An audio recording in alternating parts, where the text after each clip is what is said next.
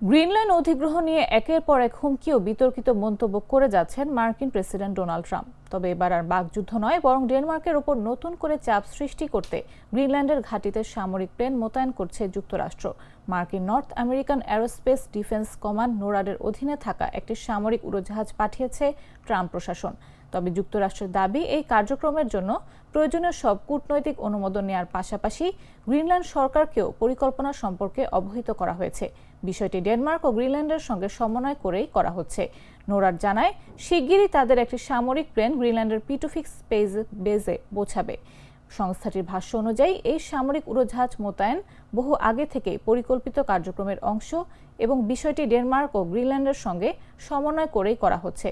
যুক্তরাষ্ট্রের মূল ভূখণ্ড ও কানাডার ঘাঁটি থেকে পরিচালিত অন্যান্য বিমানের সঙ্গে তারা দীর্ঘদিন ধরে পরিকল্পিত নোরাড কার্যক্রমে অংশ নেবে। এটি যুক্তরাষ্ট্র, কানাডা ও ডেনমার্ক রাজ্যের মধ্যে বিদ্যমান প্রতিরক্ষা সহযোগিতারই ধারাবাহিকতা।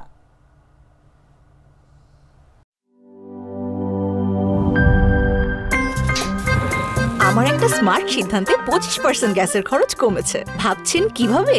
সাধারণ গ্যাস স্টোভ বদলে আমি এনেছি আরএফএল গ্যাস স্টোভ। এর সাইন্টিফিক নজল ও ব্রাস বার্নার ক্যাপ সমানভাবে তাপ ছড়িয়ে রান্না করে দ্রুত। তাই গ্যাসও বাঁচায় 25%, টাকাও বাঁচে 25%। আরএফএল গ্যাস স্টোভ নিরাপদ ও গ্যাস সাশ্রয়ী।